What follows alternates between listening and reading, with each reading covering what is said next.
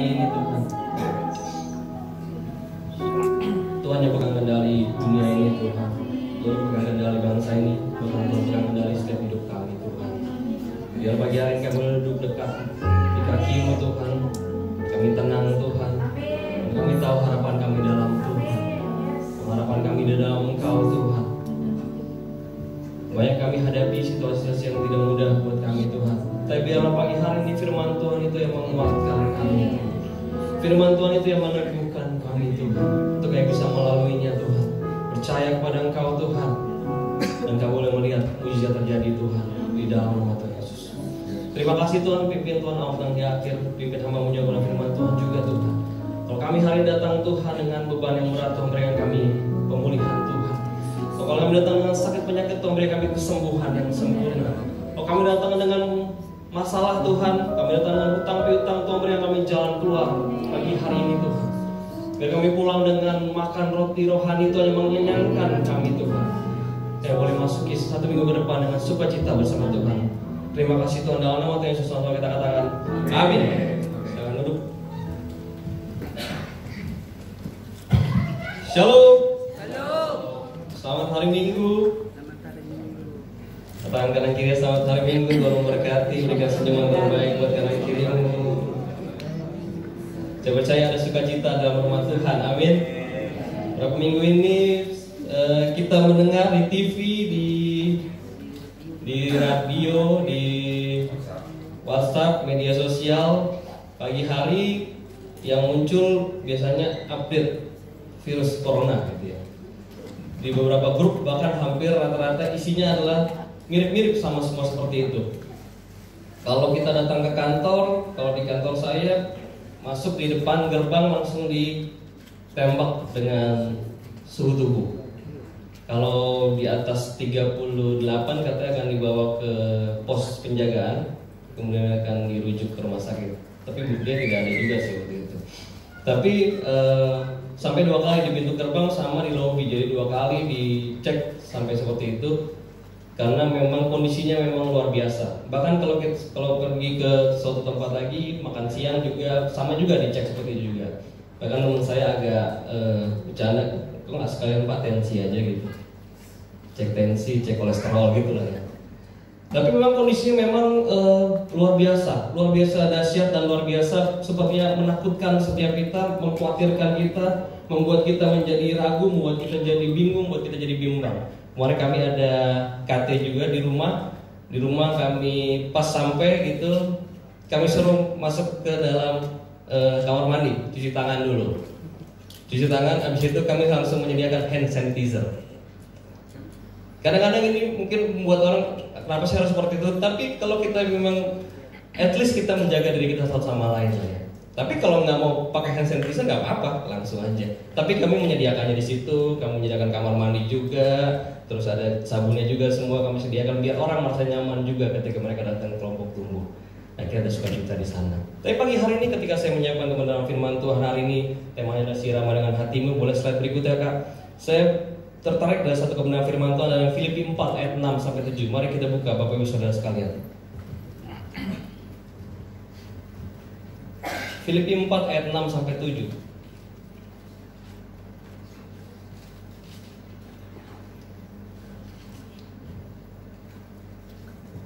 Baik, semua sudah dapat katakan amin. Kita akan baca ini secara bersama-sama. 1, 2, 3. Janganlah hendaknya kamu khawatir tentang apapun juga, tetapi nyatakan dalam segala hal keinginanmu kepada Allah dalam doa dan permohonan dengan ucapan syukur. Damai sejahtera Allah yang melampaui segala akal akan melihara hati dan pikiranmu dalam Kristus Yesus. Kalau kita coba renungkan katakan dalam firman Tuhan pagi hari ini, dikatakan bahwa janganlah hendaknya kamu khawatir tentang apapun juga. Dikatakan bahwa janganlah hendaknya kamu khawatir tentang apapun juga. Dengan situasi yang sekarang kita sangat khawatir, kita sangat bingung, kita takut, kita khawatir bahwa apakah ini akan terjadi buat hidup saya. Bahkan Menteri Perhubungan semalam katanya positif corona juga, dan beberapa negara-negara lain juga ada juga. Ini membuat kita jadi khawatir, kita jadi bingung. Berapa perusahaan bahkan sekarang menerapkan pekerjaan WFH, work from home, jadi bekerja dari rumah, mereka remote dari rumah masing-masing, bahkan sekolah juga diliburkan selama 2 minggu. Ini membuat kita juga menjadi semakin khawatir, apa yang terjadi? Apakah ini tanda-tanda akhir zaman gitu. Apakah ini akan terjadi seperti ini? Kita membuat kita menjadi khawatir dan menjadi apalagi harus saya lakukan Tuhan? Apa yang harus saya kerjakan Tuhan? Tapi firman Tuhan pagi hari ini menguatkan saya, dikatakan janganlah hendaknya kamu khawatir tentang apapun juga. Tapi kata-kata selanjutnya yang luar biasa adalah tetapi nyatakanlah dalam segala hal keinginanmu kepada Allah dalam doa dan permohonan dengan ucapan syukur. Kalau Tuhan tidak hanya mengatakan bahwa janganlah hendak kamu khawatir saja, tapi Tuhan ingin memberikan suatu hal yang lain. Tidak hanya kita jangan khawatir, tapi Tuhan ingin bilang datanglah kepada Tuhan dalam doa dan ucapan syukur. Kalau kita bilang saya nggak khawatir, terus apa yang kita lakukan? Tapi firman Tuhan katakan jangan khawatir, tapi datanglah kepada doa dan ucapan syukur. Datanglah kepada Tuhan dengan doa dan ucapan syukur.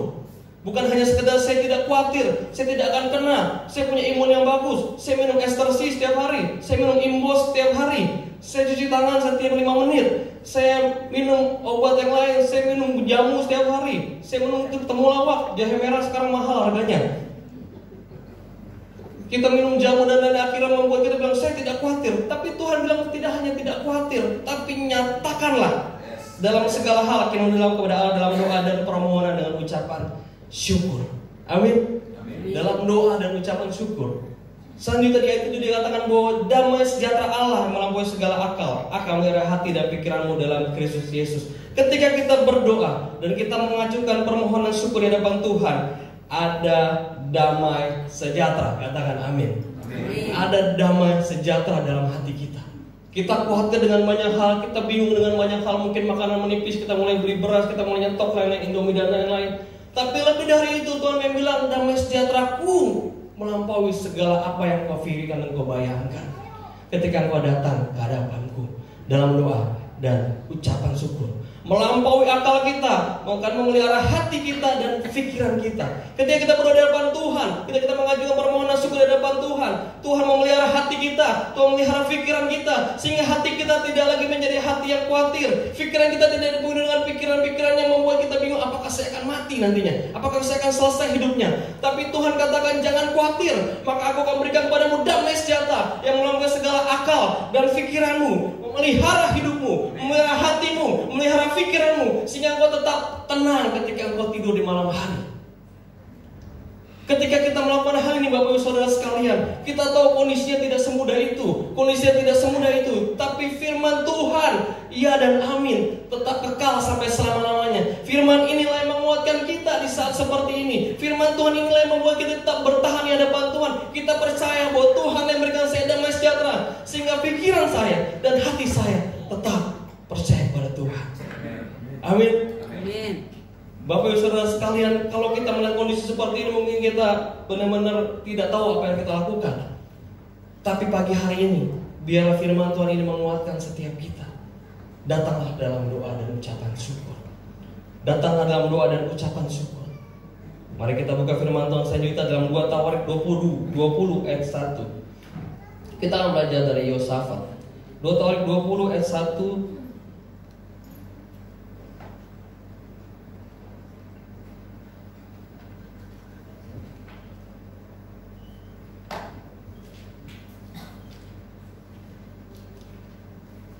Dua Tawarik 20 dari ayat 1. Kita kan nggak akan baca sampai ayat 37. Bapak Ibu Saudara sekalian bisa baca di rumah. Saya akan mengambil beberapa ayat-ayat yang kita akan bahas hari ini. 2 Tawarik 20 ayat 1 sampai ayat 37. Dikatakan cerita tentang kemenangan atas Moab dan Amon atas akhir pemerintahan Yosafat. Boleh sekalian? Mati. 2 Tawarik 20 ayat 1 sampai ke 37. Klik sekali lagi. Oke, tahan. Saya akan bacakan ayat pertama. Setelah itu Bani Moab dan Bani Amon datang berperang melawan Yosafat bersama-sama pasukan orang Meunim. Datanglah orang memberitakan Yosafat, suatu laskar yang besar datang dari seberang laut asin dari Edom menyeberang tuanku. Sekarang mereka di Hazezon Tamar, yakni En-Gedi. Cek. Cerita ini bicara tentang Yosafat. Waktu itu dia sedang menghadapi kondisi sulit. Kondisi sulit ada 3 bangsa musuh Israel, Bani Moab, Bani Amon, dan orang Meunim berkomplot melawan Raja Yosafat. Mereka mau menyerang Yosafat. Mereka mau menghabisi. Dia terdiri dari suatu laskar yang besar, berarti laskarnya benar-benar luar biasa besarnya, luar biasa dahsyatnya. Kondisinya benar-benar sulit waktu itu. Tiga bangsa menyerang mereka semuanya. Tapi luar biasa saudaraku sekalian. Kita baca di ayat ketiga. Yosafat menjadi takut. Kalau kita mendengar peristiwa yang sulit, kalau kita mendengar virus corona, kita takut. Yosafat pun mengalami hal yang sama. Dia takut. Dia tidak berkata bahwa saya tidak takut, tapi firman Tuhan katakan Yosafat menjadi takut. Yosafat menjadi takut. Ketika dia menghadapi suatu laskar yang besar, suatu laskar yang luar biasa besarnya, dia menjadi takut. Kenapa dia menjadi takut? Di ayat ke-12 dikatakan bahwa ya Allah kami, tidakkah engkau akan menghukum mereka karena kami tidak mempunyai kekuatan untuk menghadapi laskar yang besar ini yang datang menyerang kami. Kami tidak tahu apa yang harus kami lakukan, tapi mata kami tertuju kepadamu. Jadi benar-benar laskarnya benar-benar besar, situasinya sulit, kondisinya berat, yang dihadapi benar-benar luar biasa buat hidup Yosafat. Dia tidak tahu apa yang harus dia lakukan, dia takut. Firman Tuhan katakan Yosafat ganti.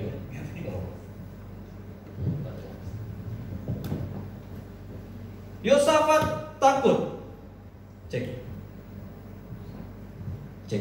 Udah ya? Lanjut. Di ayat ketiga dia katakan Yosafat menjadi takut.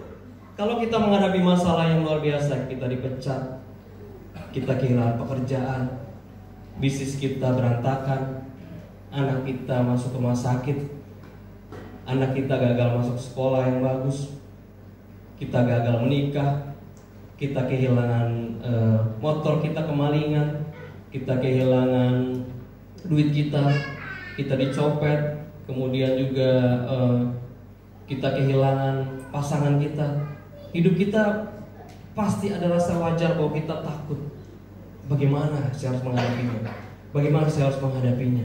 Bagaimana saya harus menghadapi situasi seperti ini?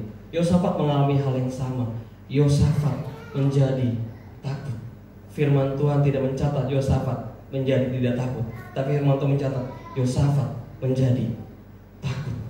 Kondisi tiga bangsa menyerangnya itu membuat dia takut, membuat dia khawatir. Apa yang harus saya lakukan? Apa yang saya harus lakukan? Kondisi seperti ini dengan virus di mana-mana, saya menjadi takut. Saya tidak ingin keluar rumah. Mungkin kita menjadi takut, kita menjadi gentar, kita menjadi bimbang, kita menjadi bingung. Mungkin saudara kehilangan pekerjaan, mungkin saudara kehilangan bisnis saudara, mungkin saudara kehilangan pasanganmu, mungkin saudara kehilangan anak saudara, mungkin saudara kehilangan orang tuamu, mungkin saudara kehilangan keluargamu, mungkin saudara juga saat ini orang tuamu, keluargamu sedang masuk rumah sakit. Kita mungkin kehilangan juga hal yang menjadi hal berharga buat hidup kita. Kita pun menjadi takut, kita menjadi bingung, kita menjadi gentar, kita menjadi orang yang kadang-kadang linglung. Apa yang harus saya lakukan? Situasi seperti ini, apa yang harus saya kerjakan? Apa yang harus saya buat?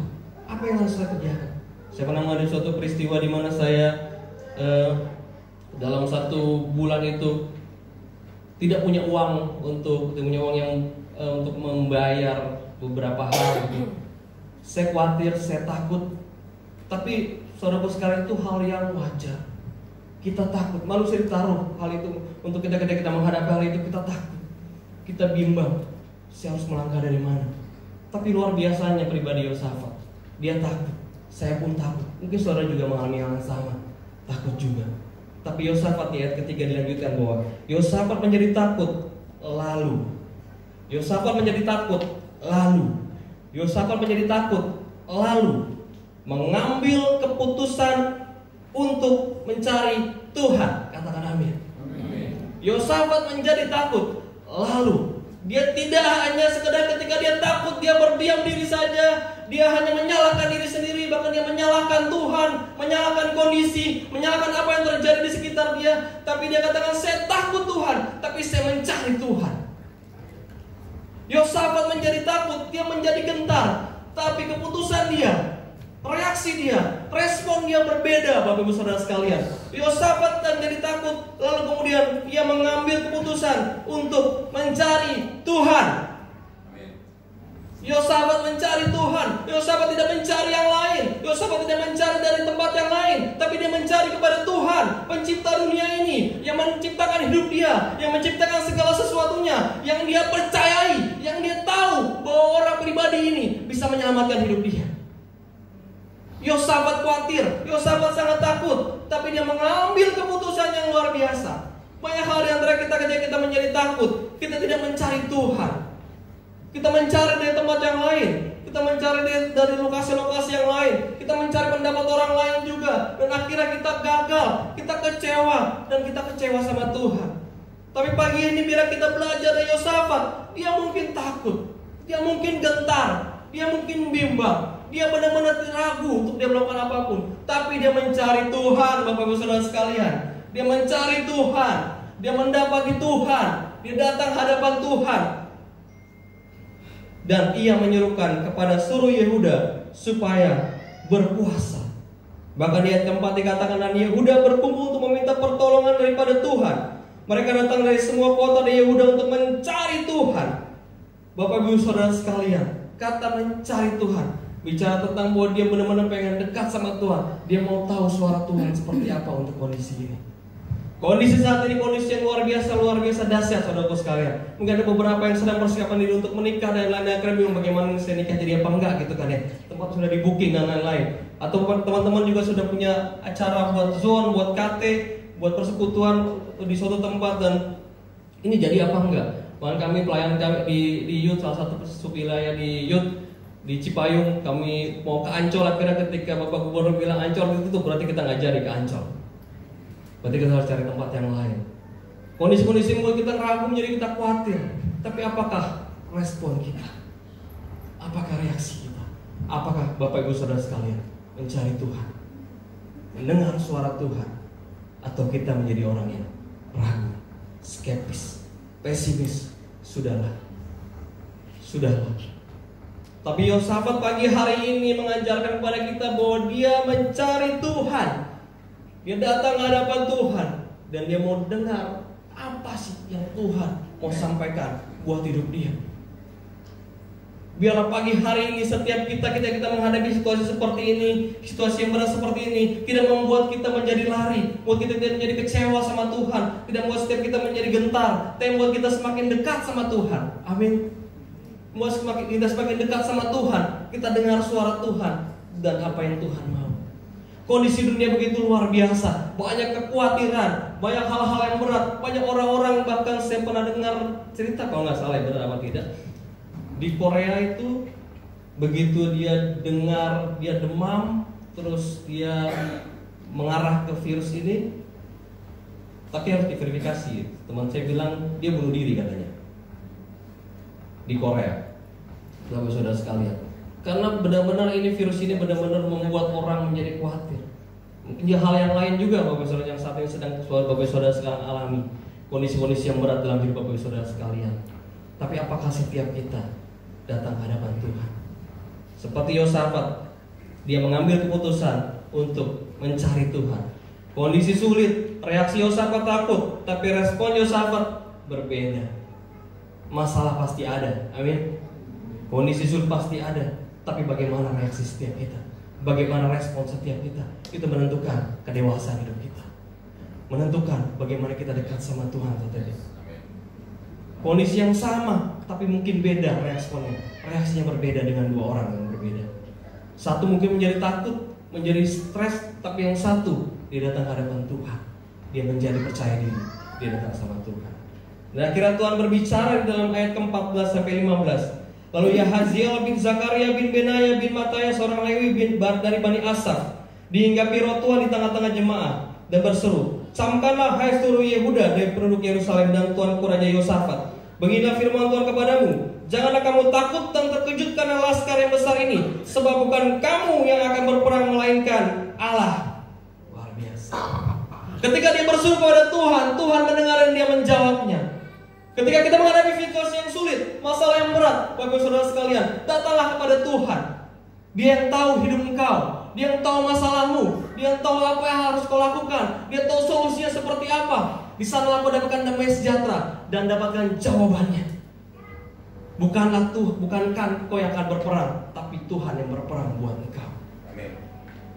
Tuhan berbicara ketika kita datang sama Tuhan. Kondisi mungkin sulit, kondisi mungkin berat, Bapak Saudara sekalian. Mungkin kau sedang dalam tahap kehilangan pekerjaan. Beberapa perusahaan ada juga yang di PHK. Saya dengar di PT Indosat juga di PHK beberapa orang. Tapi dapat pesangonnya banyak 7 kali gaji, Bapak Saudara sekalian. Beberapa orang mendingan gue di PHK dapat 7 kali gaji, tapi nggak layak gitu ya. 70 kali gaji, ada 40 kali gaji juga. Beberapa perusahaan banyak sedang di PHK saat ini. Mungkin kita sedang mengalami masa-masa yang sulit dalam hidup kita. Saya apakah di PHK atau tidak? Perusahaan sedang gonjang ganjing, perusahaan sedang tidak menghadapi masa yang baik. Apakah kita tetap percaya sama Tuhan atau tidak? Apa kita tetap percaya sama Tuhan dan kita yakin sama Tuhan atau tidak? Kondisi mungkin berat, tapi Tuhan kita tetap sama. Amin. Tuhan yang sama yang didatangi sama Yosafat adalah Tuhan yang sama yang didatangi sama kita hari ini. Kondisi dunia begitu luar biasa. Kondisi luar biasa ini kita hadapi dengan apa? Firman Tuhan. Datang sama Tuhan, karena di sana ada kebenaran firman Tuhan. Slide berikutnya boleh. Ketika hari-hari yang sulit dan mustahil datang, pilihlah untuk menyembah Tuhan. Berserulah kepadanya, minta Dia menolong kita. Dia akan selalu mendengar dan merespon doa kita. Amin. Dalam kondisi apapun, saudaraku sekalian, mari datang ke hadapan Tuhan.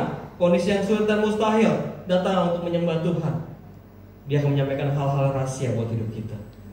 Tapi apakah ketika kita saat ini kita sedang mungkin khawatir dengan hidup kita, akhirnya Tuhan memulihkan hati kita, terus setelahnya itu apa, Bapak Saudara sekalian? Setelahnya itu apa? Apa yang harus kita lakukan? Apa kita puji Tuhan, saya sudah mengalami Tuhan, saya sudah disegarkan sama Tuhan, saya sudah dipulihkan sama Tuhan, terima kasih Tuhan, Tuhan baik buat saya percaya Tuhan, hidup saya dalam tangan Tuhan. Apakah sampai situ aja saudaraku sekalian? Tidak. Tuhan mau kita menjadi pribadi yang membagikan kasih itu buat orang lain. Amin. Tuhan mau kasih itu tidak berhenti buat hidup kita. Tuhan mau kasih itu tidak berhenti buat hidup Bapak Ibu Saudara sekalian. Slide berikutnya bicara tentang laut mati dan laut Galilea. Laut atau danau Galilea. Saya baca di suatu buku ini. Laut Galilea mengalir ke laut mati. Laut ini terus-menerus membawa air hidup ke suatu laut mati, laut yang penuh dengan garam. Berenang di laut mati, konsentrasi garamnya begitu pekat sehingga kita benar-benar dapat duduk di air sambil membawa koran, sama seperti duduk di sofa. Tetapi hal fenomenal tentang laut mati adalah walaupun menerima semua air segar setiap hari di laut Galilea, tidak ada kehidupan dalam laut ini. Laut ini benar-benar mati. Mengapa? Karena laut mati hanya menerima. Laut mati hanya menerima, tidak pernah memberi. Tidak ada tempat di sekitar laut mati yang dikirimi air. Selama beberapa abad laut ini menerima air yang hidup dari laut Galilea. Tapi laut ini sangat steril yang hari dengan masa ketika Yesus Kristus ada pada masa itu. Laut mati dan laut Galilea sama-sama laut atau danau, Bapak Saudara sekalian. Perbedaannya, laut mati dia hanya menerima dan tidak memberi. Bapak Saudara sekalian, dunia ini butuh kasih Tuhan. Kekhawatiran, permasalahan dunia ini luar biasa banyaknya. Kondisi sulit banyak sekali. Kondisi luar biasa banyaknya. Ketika Bapak Saudara sekalian sudah dipulihkan sama Tuhan, mengalami Tuhan, dijamah sama Tuhan, kau datang ke hadapan Tuhan ketika menghadapi kesukaran, kau datang ke hadapan Tuhan seperti Yosafat datang ke hadapan Tuhan, dan Tuhan memberikan solusi buat hidup kita. Tapi Tuhan tidak mau berhenti di situ. Tuhan mau kita tidak seperti laut mati. Kita sampaikan kabar baik itu buat orang lain. Amin. Kita sampaikan kabar baik itu buat orang lain. Kita sampaikan bahwa Tuhan itu Tuhan yang dahsyat. Biar perkataan saudara, perkataan yang positif di kantor, di kampus, di rumah, di sekitar tetangga, kita katakan bahwa jangan khawatir, jangan takut. Ada Tuhan yang menjaga hidup Bapak Ibu Saudara sekalian. Ada Tuhan yang menjaga dan memelihara engkau. Jangan khawatir. Tapi kondisinya sulit, jangan khawatir. Percaya kepada Tuhan. Ketika kita sudah dipulihkan sama Tuhan, kita jangan seperti laut mati yang sudahlah, bodoh aja, nggak peduli orang lain seperti apa. Yang penting saya sudah dipulihkan sama Tuhan. Yang penting saya sudah selamat. Yang penting saya sudah mengalami kasih Tuhan. Tapi Tuhan pengen setiap kita bukan seperti laut mati. Amin. Tuhan pengen setiap kita memberi kasih itu, memberikan dorongan, memberikan semangat, memberikan sukacita, memberikan damai sejahtera, memberikan kata-kata yang positif, memberikan kata-kata yang optimis, sehingga orang mulai terbangun dari hidup kita. Jangan seperti laut mati yang hanya menerima saja dan tidak peduli dengan kondisi yang lain. Tapi biarlah kita menjadi laut Galilea yang terus mengalirkan air dan mengalirkan air. Jadi ketika di kantor, dekat rumah kita, tetangga kita, di kampus kita, bahkan anak-anak kita juga mereka khawatir, perkatakan firman Tuhan. Perkatakan kata-kata firman Tuhan. Ada optimisme, ada semangat, ada damai sejahtera, ada sukacita di sana, Bapak Saudara sekalian. Tuhan rindu, dunia ini butuh kasih Tuhan, dunia ini butuh Yesus, dunia ini butuh kasih Allah yang luar biasa. Begitu kita menerimanya, begitu kita mendapati hal itu, begitu mendapati secara pribadi, Tuhan mau saudara tidak berhenti di hidup saudara, tapi berikan buat orang lain. Dari jumpa dimanapun, kita sampaikan, Tuhan baik buat hidup engkau. Jangan khawatir. Kalau kita mau forward sesuatu berita, mungkin kita tambahkan di bawah, tapi kita tidak perlu khawatir dengan hal ini. Karena ketika ada kata-kata itu orang bisa melihat, oh berarti kita adalah orang yang positif, orang yang optimis, orang yang benar-benar memberikan sukacita buat orang lain, bukan memberikan kegentaran buat orang lain.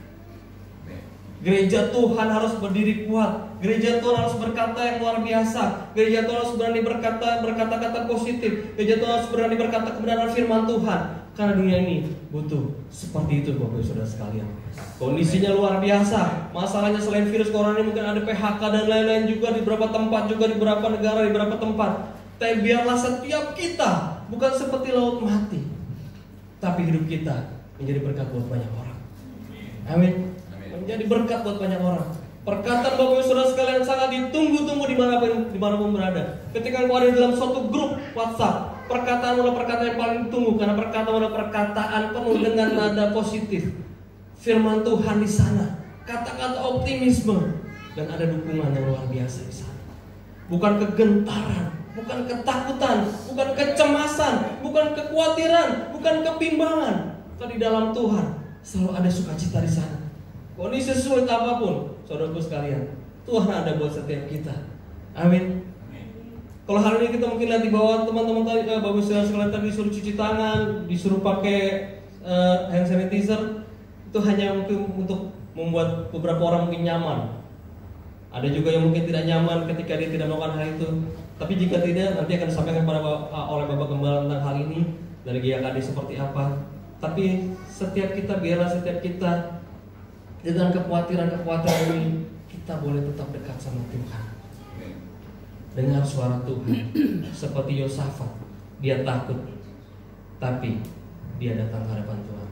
Dia mengambil keputusan untuk mencari Tuhan. Dia mengambil keputusan untuk mencari Tuhan. Dia tidak mengambil keputusan yang lain, tapi Alkitab mencatat dia mengambil keputusan untuk mencari Tuhan. Disitulah kekuatannya dapat. Itulah kekuatan yang dapat membuat dia bisa tahu apa yang harus saya kerjakan. Biarlah pagi hari ini Bapak Saudara sekalian, setiap kita boleh mendapati hal ini. Mungkin kita sedang mengalami masa-masa yang sukar dalam hidup kita, tapi bila kita mencari Tuhan, dan ketika kita mencari Tuhan, kita dapati hal itu. Kita tidak seperti laut mati. Amin. Slide terakhir, Kak. Kasih yang kita tolak berikan akan hilang. Semakin besar kasih yang kita rasakan, semakin besar kasih yang kita bagikan. Kasih yang kita tolak untuk berikan buat orang lain, itu akan hilang dengan sendirinya. Saudara sudah dapatkan kasih dari Tuhan, saudara sudah dapatkan kasih dari Tuhan. Tapi kalau engkau tolak memberikan buat orang lain, itu akan hilang. Orang lain tidak akan mendapatkan kasih itu, dia tidak akan mendapatkan kekuatan itu. Semakin besar kasih yang kita dapatkan dari Tuhan, semakin besar kita mengasihi orang lain. Semakin besar kita merasa bahwa Tuhan mengasihi kita dengan masa lalu kita, dengan kegagalan kita, semakin besar kita beroleh kasih karunia Tuhan untuk mengasihi orang lain. Jangan seperti laut mati, tapi jadi seperti laut Galilea, di mana engkau jadi orang menjadi berkat buat banyak orang. Amin. Biar pagi hari ini setiap kita dengan kekhawatiran hari ini, dengan segala kebimbangan hari ini, kita boleh datang sama Tuhan, kita percaya sama Tuhan. Biar hati dan pikiran kita pun dipenuhi dengan hati dan pikiran dari firman Tuhan. Jangan khawatir, tapi hendaknya kita datang hadapan Tuhan dengan doa dan permohonan, dengan ucapan syukur. Maka hatimu dan pikiranmu akan dipenuhi oleh kasih Tuhan. Mari kita bagi berdiri, mari kita boleh maju ke depan, kita boleh datang hadapan Tuhan.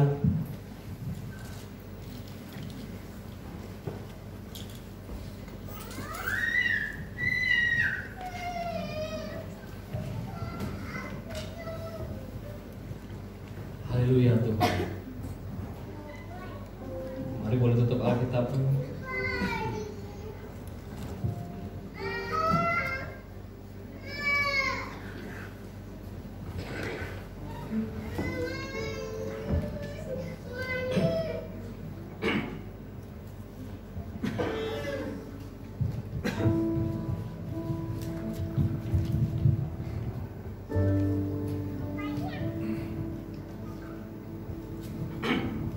Mari ke hadapan Tuhan. Haleluya.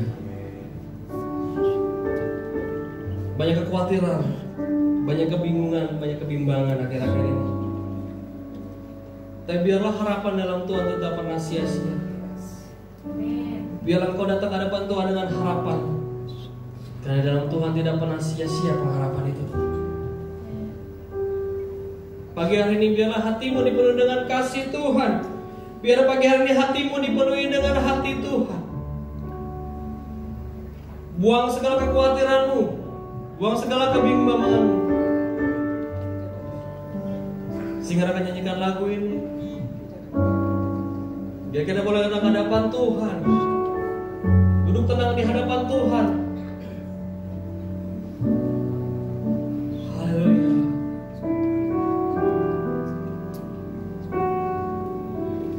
Thank you.